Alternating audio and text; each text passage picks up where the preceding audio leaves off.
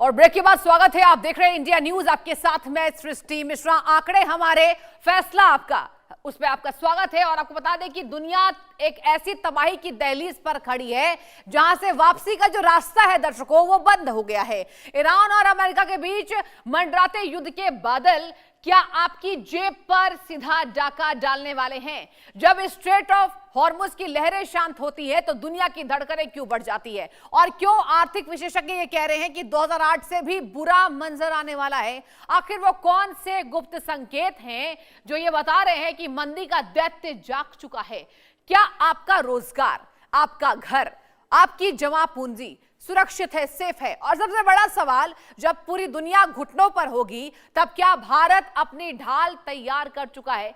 आज की इस विशेष रिपोर्ट में हम आपको उन कूटनीतिक और आर्थिक चालों का पर्दाफाश करेंगे जो तय करेंगी कि आने वाला कल खुशहाली का होगा या खाली पेट का। हमारे इन खास ग्राफिक्स के जरिए आपको हम समझाएंगे कि मंदी के उस चक्रव्यूह को जिसमें पूरी दुनिया फंसने वाली है, क्या दुनिया ऐसी तबाही के दहलीज पर खड़ी है? आप बने रहिए, आपको ग्राफिक्स के माध्यम से एक एक जानकारी देंगे कि आखिर क्या जो विश्व में युद्ध की घंटी बजी है, यह जो खतरे का बादल मंडरा रहा है, यह दुनिया में आर्थिक मंदी की ओर ले जाता एक भविष्य होगा। ये तमाम सवाल इसलिए हैं, ये देखिए, हमारा मकसद आपको डराने का नहीं है, लेकिन आपको सही जानकारी देने का जरूर है। क्योंकि कहा जाता है कि जब हॉर्मुज की लहरें शांत होती हैं तो दुनिया की धड़कनें बढ़ जाती हैं। और यही वजह है कि आर्थिक विशेषज्ञ इस बात को कह रहे हैं कि क्या 2008 से भी बुरा मंजर आने वाला है? कौन से वो गुप्त संकेत है? क्या कह रही है तमाम ये भविष्यवाणियां? क्या कह रहे हैं एक्सपर्ट्स जो बता रहे हैं कि मंदी का दैत्य जाग चुका है? मंदी के दैत्य इसलिए हम कह रहे हैं क्योंकि क्या आपके रोजगार, आपका घर, आपकी जमा पूंजी, ये सब सुरक्षित है? Is this safe? और ये सबसे बड़ा सवाल है, जब पूरी दुनिया घुटनों पर होगी तब क्या भारत अपनी ढाल तैयार कर चुका है? सरकार की क्या तैयारी है? आप देखिए, प्रधानमंत्री नरेंद्र मोदी आज शाम 6:30 बजे इसको लेकर समीक्षा बैठक मुख्यमंत्रियों के साथ करने वाले हैं। यह संदेश है कि भारत सरकार जबरदस्त तरीके से अपनी तैयारी कर रही है। एक महत्वपूर्ण तैयारी है, यह सबसे बड़ी तैयारी है, और यही वजह है कि इसमें एक साथ आना होगा। हम बात करें पक्ष विपक्ष, अभी राजनीति जो आप देख रहे हैं, इस सब को छोड़कर कहा जा रहा है कि देश को एक साथ आकर इस विषम परिस्थितियों का सामना करना पड़ेगा। आप याद कीजिए, प्रधानमंत्री जब संबोधन दे रहे थे, प्रधानमंत्री ने साफ ये कहा था कि दुनिया विषम परिस्थितियों के लिए तैयार है। प्रधानमंत्री के ये शब्द ये इतने अहम थे जो ये बताते हैं कि भारत की जनता से उनकी अपेक्षाएं हैं कि वो अपने आप को इन तमाम मंदी की खबरों के बीच और आने वाले संकट के बीच खुद को तैयार रखें, इतने सशक्त रखें ताकि आने वाला खतरा आपके घरों तक ना आ सके। इसके साथ बात की जाए, तेल की कीमतों को क्या ये ऊंचाई पर ले जाएगा? क्या आम आदमी की जेब पर इसका खासा असर पड़ेगा? और जिस तरीके से रोजगार की बात करें, हर क्षेत्र में क्या तबाही का मंजर भारत की जनता देखेगी? ये तमाम सवाल हैं। बुनियादी ढांचे की हम बात करें, इसके साथ बात करें, क्या एक फ्रंट लाइन तैयार हो रही है? आप देखिए, इस तरफ राष्ट्रपति डोनाल्ड ट्रंप एक तरफ नहीं मान रहे हैं, ईरान पीछे नहीं आ रहा है, और ईरान ने साफ कह दिया है कि हम ना झुकेंगे ना तैयार है। और कुछ और जानकारी आपको ग्राफिक्स के माध्यम से हम देना चाहेंगे कि आखिर वैश्विक मंदी के उभरते संकेत क्या हैं? ये क्या संकेत है? क्या यहां पर इंडिकेशंस है कि क्या वैश्विक मंदी आने वाली है? ये डराने वाली बात नहीं है। आम जनता आप देखिए लगातार पेट्रोल पंपों पर, डीजल पर यहां पर लाइन लगाते नजर आ रहे हैं। और चलिए ग्राफिक्स के माध्यम से आपको जानकारी देंगे कि वैश्विक मंदी के उभरते संकेत क्या है। आप बने रहिए, ग्राफिक्स के माध्यम से आपको एक एक जानकारी देंगे कि उभरते संकेत इसके क्या है। दर्शकों, बात की जाए, भू राजनीतिक तनाव में आपूर्ति श्रृंखला पूरी तरीके से बाधित हो गई है। जी हां, इसके साथ ऊर्जा कीमतों में उछाल, मुद्रास्फीति का गंभीर दबाव पड़ता है। जाहिर सी बात है, सबसे ज्यादा यही यहां पर महत्वपूर्ण समझना, प्रमुख अर्थव्यवस्थाओं की जीडीपी विकास दर में गिरावट देखी जाती है। जी हां, जहां पर कहा जाता है कि केंद्रीय बैंकों द्वारा ब्याज दरों में आक्रामक वृद्धि होती है, ब्याज दर बढ़ जाते हैं। इसके साथ निवेशक इन्वेस्टर सेंटीमेंट में भारी गिरावट आता है और बाजार अस्थिर हो जाता है, इम्बैलेंस होता है। इसी इंबैलेंस से निपटने के लिए सरकार की भव्य तैयारी हो रही है। उपभोक्ता क्रय शक्ति पर भी असर पड़ता है, वैश्विक व्यापार वॉल्यूम में अनिश्चितता का संकट आता है। इसके साथ बात की जाए, ये वैश्विक मंदी के उभरते संकेत है। आप पढ़िए जो हमने लाइन ये लिखी है, भू राजनीतिक तनाव से आपूर्ति श्रृंखला पूरी तरीके से प्रभावित होती है। यह है संकेत कि क्या वैश्विक यहां पर मंदी आने वाली है। ये तमाम संकेत है जो हमने आपको ग्राफिक्स के माध्यम से बताया। कुछ और जानकारी आपको देंगे।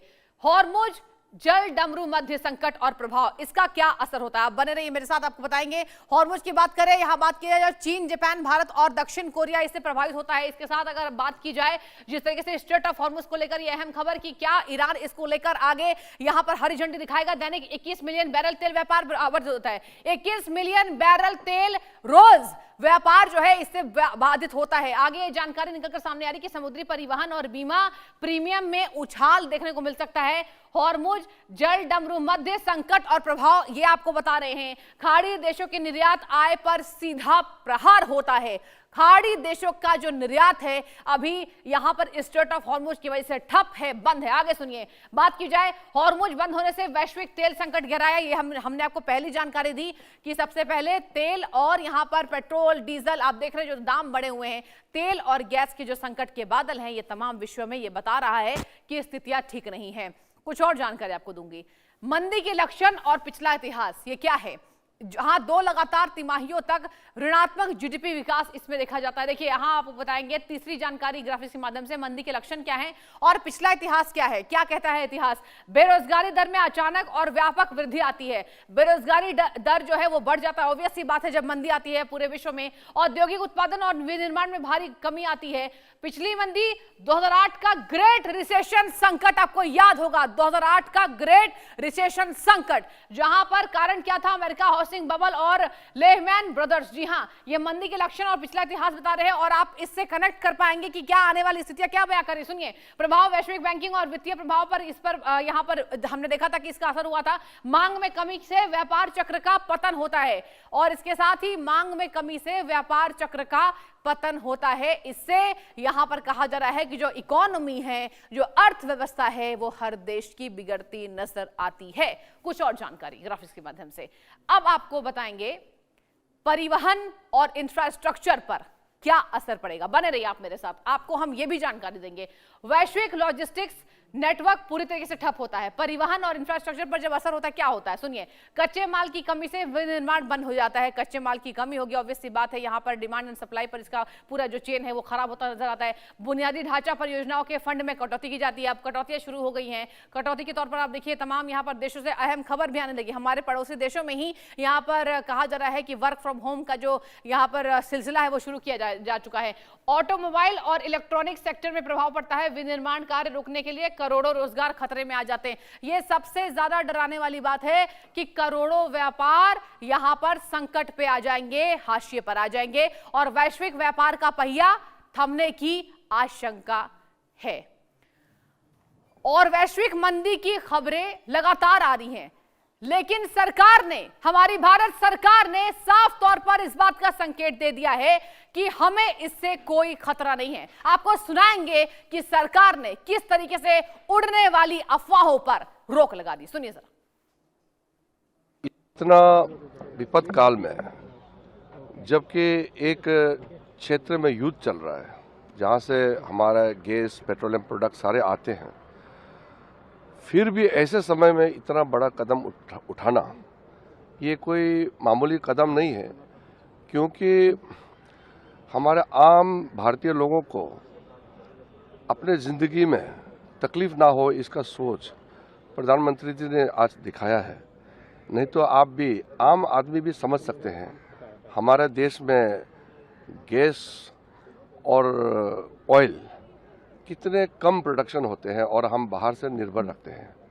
आम जिंदगी में सबको गैस चाहिए, सबको पेट्रोल डीजल चाहिए, तो इसको किसी तरह से दाम ना बढ़े, नियंत्रण में रखे, इसके लिए इतना बड़ा फैसला लेना, वो भी पेट्रोल तब 3 रुपया एक्साइज ड्यूटी रख दिया, इतना कम आप कल्पना भी नहीं कर सकते हैं, और डीजल में 0 कर दिया।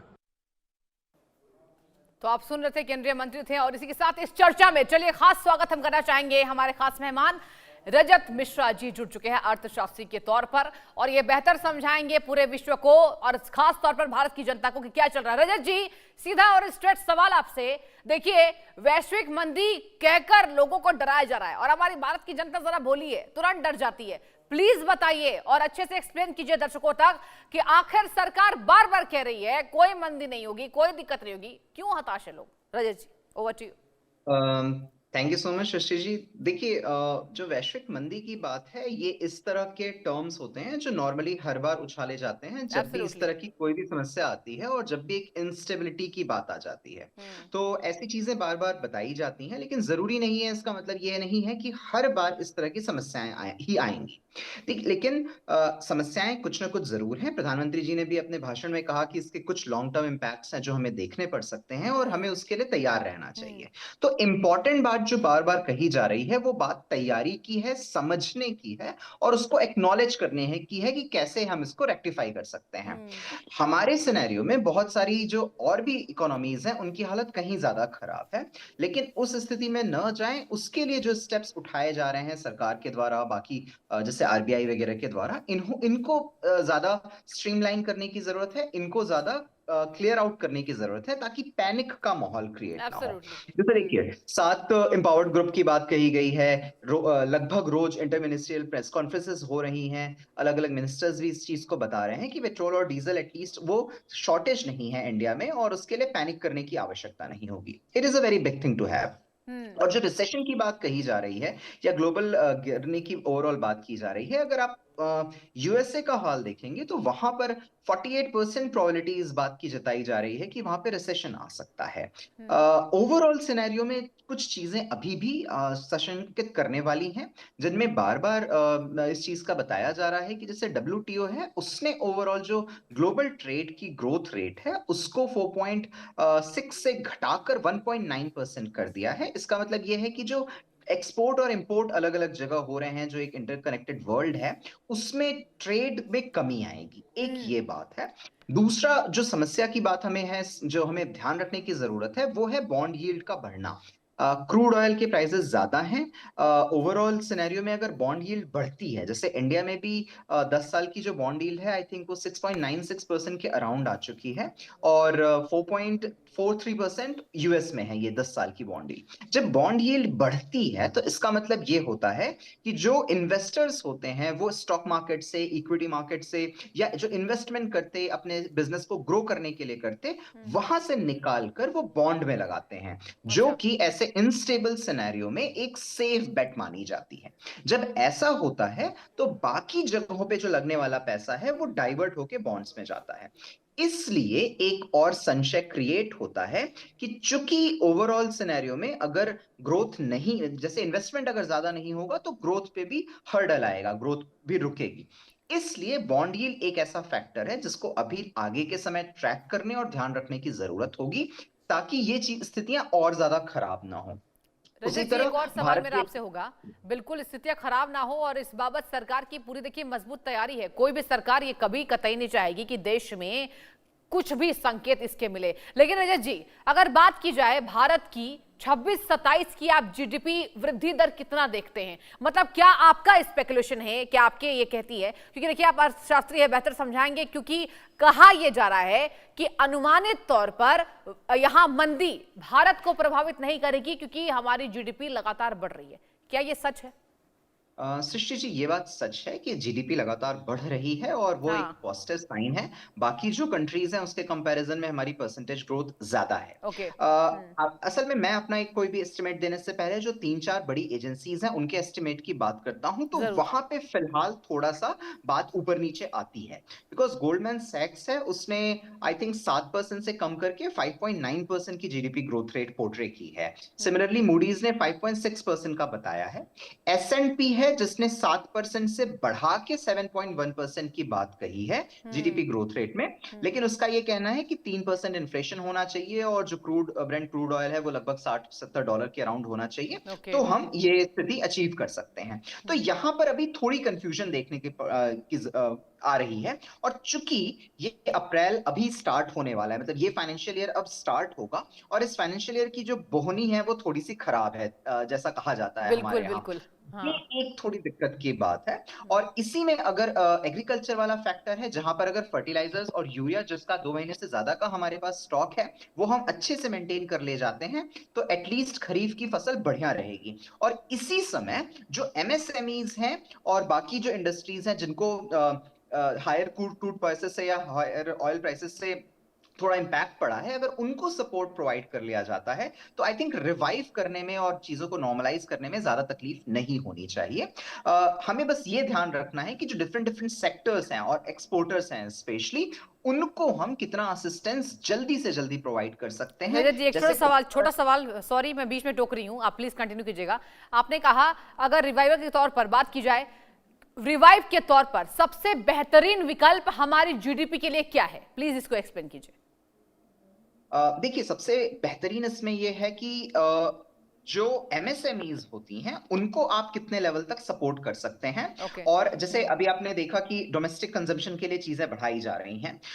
एक एग्जांपल मैं आपको देता हूं, यूके क्या कर रहे हैं। यूके में इस तरह की चीज शायद बात हो रही है कि जो कंपनीज मुनाफा कमा रही हैं बहुत ज्यादा, ऐसी सिचुएशन में उनके ओवरऑल प्रॉफिट को एक लेवल पर कर्टेल किया जा सके। तो हम उन पे हायर टैक्स लगाने की बात नहीं कर रहे, उनके प्रॉफिट को कर्टेल करने की बात कर रहे हैं, ताकि जो एमएसएमईज हैं स्पेशली इस समय में जिनको बंद होने का खतरा हो सकता है, उनमें कुछ चीजें डाइवर्ट की जा सके, उनको वो फायदा पहुंचाया जा सके। तो जो बेस्ट तरीका मेरे ख्याल से है उसमें 2-3 चीज आती है। एक, आप ऑल्टरनेटिव सोर्सेस तुरंत इस्तेमाल करना जितना भी फीजिबल है अभी वो स्टार्ट कर दें। और जो सप्लाई आप बाहर के लिए देख रहे हैं या एक्सपोर्ट के लिए जा रही है, एटलीस्ट वो एमएसएमईज को प्रोवाइड की जा सके, ताकि उनका जो पहिया है वो चलता रहे, उनका क्लोजर ना आए। साथ ही जो एग्रीकल्चर वाला फैक्टर है उसको आपको बिल्कुल ध्यान रखना है, क्योंकि ये सर्वाइवल वाली चीज को सर्टेन करता है, क्योंकि रूरल पॉपुलेशन काफी बड़ी पॉपुलेशन है इसमें, जिसको इससे इंपैक्ट सर्वाइवल किट ही हमारे लिए एग्रीकल्चर है। जी, आपने बहुत खूबसूरती से इसको बताया है। लेकिन एक और मेरा अहम सवाल होगा और मुझे ऐसा लगता है कि दर्शक इस सवाल को पसंद भी करेंगे। प्लीज बताइए, अगर बात की जाए भारत के बैंकों पर और रेपो रेट पर, कितना इसका खामियाजा हम देखने वाले हैं या फिर कोई असर नहीं पड़ेगा? व्हाट डू यू से? सृष्टि जी, रेपो रेट का सिनेरियो ना थोड़ा सा अभी बदल रहा है। देखिए, 5.25% का हमारा रेपो रेट है और दिसंबर 2025 में ही, मतलब अभी 3-4 महीने पहले ही रेपो रेट कम किया गया है। तब तक रेपो रेट को बहुत हाई रखा गया था क्योंकि इन्फ्लेशन का खतरा था। और अभी उम्मीद की जा रही थी, अगर ये वॉर स्टार्ट नहीं हुआ उसके पहले की जो उम्मीद थी वो ये थी कि रेपो रेट और कम किया जाएगा, ताकि बैंकों को और बाकी जो इंडस्ट्रीज हैं उनको आसान लोन मिल सके और हमारा इन्फ्लेशन अच्छे सिनेरियो में चल रहा था। लेकिन इस वॉर के आने के बाद इन्फ्लेशन का जो खतरा है वो मंडरा रहा है। जो हायर पेट्रोल प्राइसेस की बात है, ओवरऑल जो वर्ल्ड में डबल हो गई हैं, तो यहाँ पे जो शंका आ रही है उसके कारण दिक्कतें आ रही हैं। इसलिए रेपो रेट अब कम कर पाना आरबीआई के लिए बहुत मुश्किल होने वाला है। और ये एक समस्या इंडस्ट्रीज को, जो इन्वेस्टर्स हैं, उनको आएगी। इसी का एक और असर जो हम देख रहे हैं वो ये है कि बहुत बार रेपो रेट का जो इंपैक्ट है वो बैंक आगे तक पास ऑन नहीं कर पा रहे। तो आरबीआई को और सरकार को भी रेपो रेट के अलावा भी और बाकी इंस्ट्रूमेंट्स हैं, जो फाइनेंशियल इंस्ट्रूमेंट्स हैं, उनका इस्तेमाल करने की अब जरूरत पड़ने वाली है, स्पेशली ऐसे सिचुएशन में जो वॉर लाइक सिचुएशन और एक तरह से ओवरऑल ग्लोबल इकोनॉमी के लिए खतरनाक सिचुएशन बन सकती है उसके लिए। बिल्कुल रजत जी, एक और बात आपने देखी होगी, नोटिस किया होगा, अगर पड़ोसी मुल्कों की बात करें, वहां पहले से ही, मतलब यहां पर हमारे देश में तो चर्चा केवल हो रही है कि क्या लॉकडाउन लगेगा, क्या डिजिटल लॉकडाउन है, डराया जा रहा है, लोग हताश हो रहे हैं, निराश हो रहे हैं। लेकिन वाकई आप देखिए, पड़ोसी मुल्कों में, बांग्लादेश की बात करूं, श्रीलंका की बात करूं, वहां पर आर्थिक मंदी जैसी चीजें देखने को मिल रही है, शुरुआत हो गई, कंपनीज क्लोज किए जा रहे हैं। जी बिल्कुल, आप सिर्फ पड़ोसी देशों की नहीं, थोड़ा बाहर भी जाएंगे, साउथ ईस्ट एशिया की कंट्रीज देखेंगे, फिलीपींस वगैरह, मलेशिया, इवन कोरिया और जापान में भी दिक्कतें हो रही हैं। तो ये समस्याएं बिल्कुल आ रही हैं। इससे निपटने के लिए ही हमारी तैयारियां पहले से होनी चाहिए। और आमतौर पे मैं इस चीज का फेवर नहीं करता कि हम अपनी समस्याओं के कंपैरिजन में दूसरे कंट्रीज को देखें, स्पेशली जो नीचे की हैं। हमें ऊपर की कंट्रीज को देखना चाहिए कि वो कैसे हैंडल कर रही हैं, और वो बहुत अच्छी बात आपने कही। मैं आपको अप्रिशिएट करना चाहूंगी कि वाकई हमारे देश का जो विकल्प है, जो कहा जा रहा है स्ट्रेटजी है, वो हमें कमजोर कंट्रीज से इसका कंपेयर नहीं करना चाहिए। बहुत खूबसूरत बात आपने कही रजत जी, क्योंकि हम अगर चर्चा करेंगे, अगर हम डेवलपिंग है और हमारी जीडीपी लगातार बढ़ रही है, इकोनॉमी बढ़ रही है, तो हमारा कंपैरिजन जो है वो दुनिया के तमाम बड़े देशों से होना चाहिए ना। क्या आपको लगता है रजत जी, बतौर अर्थशास्त्री, कि हमारे पास बेहतर विकल्प है, स्ट्रैटेजी है, बढ़िया है, सब कुछ अच्छा होगा, और अंत में कहा जा रहा है कि अगर ट्रंप पीछे झुक जाएंगे तो भारत की स्थिति और अच्छी हो जाएगी? क्या कहेंगे? शशि देखिए, ये जो सारी चीजें हैं ये थोड़ा सा कॉम्प्लिकेटेड हो जाती हैं। कुछ चीजों में हमारी स्थिति बहुत अच्छी है, कुछ चीजों में और भी कंट्रीज हैं जो थोड़ा सा बेहतर कर रही हैं। स्पेशली चाइना का इसमें एग्जांपल लिया जा रहा है कि ईरान ने जब युआन में ट्रेड करना स्वीकार कर लिया है, उससे युआन मजबूत होगा आगे आने वाले समय में, और वहां पे रुपी में अगेन थोड़ा सा ट्रबल हमें देखने को मिलेगा। आज के समय में जो रुपी वीक है यूएसडी के कंपैरिजन में, वो एक सिनेरियो आरबीआई के लिए और फॉरेक्स रिजर्व जो है उनके लिए प्रॉब्लमेटिक हो सकता है। इसके अलावा जो बाकी सारी चीजें हैं, जिस तरह से हम चाहे डिप्लोमेटिकली को डील करें या फिर इकोनॉमिकली, वो ज्यादा ऑप्टिमिस्टिक हो मैं उन चीजों को लेकर। रजत जी, बहुत शुक्रिया आपका, आपने तमाम विश्लेषण बहुत गहराई से दिया। बहुत शुक्रिया जुड़ने के लिए और तमाम जानकारी देने के लिए। और चलिए, इंडिया न्यूज ने 2 सर्वे किया इस बाबत कि आर्थिक मंदी को लेकर जो अफवाह तेज है उस पर जनता का क्या रिएक्शन है। पहला सवाल, क्या सच में दुनिया में ग्लोबल मंदी आ रही है? आप देखिए क्या रिएक्ट किया लोगों ने और क्या आंसर दिया है इस बाबत, जिस तरह के हमने सर्वे किया है। पहला सवाल है, क्या सच में दुनिया में ग्लोबल मंदी आ रही है? इस पर जनता का रिएक्शन है हाँ बिल्कुल। यहां 62% लोगों ने माना, बिल्कुल नहीं 31% लोगों ने माना, और कह नहीं सकते ओनली 7% है। यानी कि यहां आप देखिए डर है जो ये साफ आंकड़ों में नजर आ रहा है। आप देखिए 62% लोगों ने माना कि वैश्विक जो संकट है वो गहरा रहा है। एक और सवाल हमने पूछा, हमारा दूसरा सवाल था, क्या आपको लगता है कि ग्लोबल मंदी का असर भारत की अर्थव्यवस्था पर पड़ेगा? इस पर आप रहिए हमारे साथ। आप देखिए क्या आंसर दिया है लोगों ने। बात की जाए बहुत ज्यादा, 49% लोगों ने माना, 49% लोगों ने माना, थोड़ा बहुत 33% यानी कि 33%, और बिल्कुल नहीं 14% लोगों ने माना, और पता नहीं 4% लोगों ने कहा है। ये सर्वे में हमने सवाल पूछा था दर्शकों से और जनता से, आम जनता से, कि आखिर किस तरीके से यहां पर जो यहां भारत में वैश्विक मंदी की खबरें आ रही है, क्या ये अफवाह है? और महज ये अफवाह साबित होगी, क्योंकि प्रधानमंत्री इस बाबत पूरी तरीके से तैयार है। और फिलहाल वक्त एक छोटे से ब्रेक का, कहीं मत जाइए, देखते रहिए इंडिया न्यूज। इसके पहले नजर डालते हैं आज की हेडलाइंस पर।